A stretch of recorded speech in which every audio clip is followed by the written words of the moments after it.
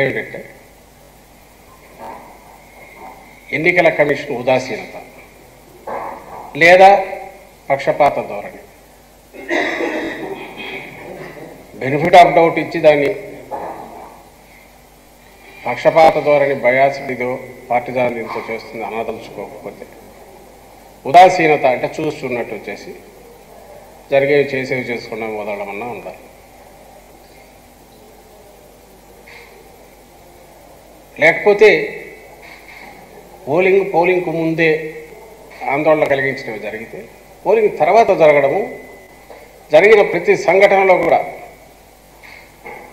శాంతి భద్రతలు కాపాడాల్సిన పోలీసు టైంకి ఉండకపోవడము, చూస్తున్నట్టు పక్కకు చూడడం, స్పెక్టేటర్స్ మ్యూట్ స్పెక్టేటర్స్ లాగా, లేదా మా వైపు లీడర్లు ఉన్నట్టు వాళ్ళను హౌస్ అరెస్ట్ చేసి కట్టడి చేసి ఏ వైపు వీళ్ళు దాడులు చేసేట్టు చూడడం. దాడులన్నీ కూడా ఎక్కువ బడుగు బలహీన వర్గాల మీద జరుగుతుంది. ఎస్సీలు, మైనారిటీలు, బీసీలు వీళ్ళవే జరుగుతుంది. ఇది ఆందోళన కలిగించే అంశం. మన భారతదేశంలో ఎన్నికల కమిషన్కున్న స్వతంత్ర ప్రతిపత్తి అనిపోవడం ఉంటేనే ఎన్నికలు సజావుగా జరుగుతాయి. కేవలం ఉందని చెప్పి అదేదో మేడిపండులాగా పెట్టుకొని ఆ ముసుగులో ఉదాసీనంగా వ్యవహరించిన లేదా ఒక పక్షం వైపు తీసుకున్న పరిస్థితి ఎంత ఆందోళనకరంగా ఉంటుందంటే ఇప్పుడు ఆంధ్రప్రదేశ్లో జరుగుతుందని చూస్తే అర్థమవుతుంది.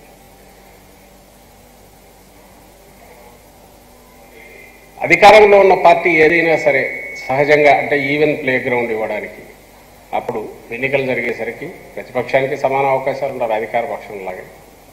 ఎన్నికలు అనేవి ప్రజలు నిర్ణయించే వేటికి కాబట్టి ప్రజల ముందు వాళ్ళ వాదన వినిపించుకోవడానికని, ప్రజలకు సంబంధించిన ఏం చేస్తున్నామో చెప్పడానికి కానీ, అలాగే బలం ఉంది కదా అని అది అధికార బలం ఒకటి వాడకుండా ఉండడానికి ఎన్నికల షెడ్యూల్ అనౌన్స్ చేసినప్పటి దగ్గర నుంచి కూడా సహజంగానే ఈ అధికార యంత్రాంగం, ప్రభుత్వ యంత్రాంగం మొత్తం అంతా కూడా ఎంటైర్ గవర్నమెంట్ అనేది అంతా ఎలక్షన్ కమిషన్ పర్వ్యూలోకి వెళ్తుంది, వాళ్ళ ఆదేశాల ప్రకారం నడుస్తుంది. ఇది అందరికీ తెలిసింది. ఇది మంచి. దీని మా పార్టీ వైఎస్ఆర్ కాంగ్రెస్ పార్టీ ఎంతగా రెస్పెక్ట్ ఇస్తుంది అనేది ఈసారి అధికారంలో ఉన్నాక ఒక్కసారి ఎన్నికల కమిషన్ పరిధిలోకి వెళ్ళిన తర్వాత, షెడ్యూల్ వచ్చిన తర్వాత అందరూ గమనించారు. పొలిటికల్ సిస్టమ్ ఏదైతే అంటే ముఖ్యమంత్రి గారు కానీ మిగిలిన వాళ్ళు కానీ పూర్తిగా రొటీన్ కార్యక్రమాలు ఎక్కడైతే ఇంపాక్ట్ ఇన్ఫ్లుయెన్స్ చేసే అవకాశం ఉన్న చోట ఎక్కడ కూడా ప్రభావం చూపేది ఎంతో ఎంటర్ కావట్లా. ముఖ్యమంత్రి గారు అయితే మరీ ముఖ్యంగా పూర్తి అడ్మినిస్ట్రేషన్ చీఫ్ సెక్రటరీ గారి లేదా ఆధ్వర్యంలో శాంతి భద్రతలకు సంబంధించి డీజీపీ గారు వాళ్ళు చూసుకుంటున్నారు. ఈయన వాటిలో ఎక్కడ ఇది పెట్టట్లా, అంతగా గౌరవిస్తున్నారు. అందరికీ తెలుసు, ఎక్కడ దాంట్లో దాపరికం లేదు.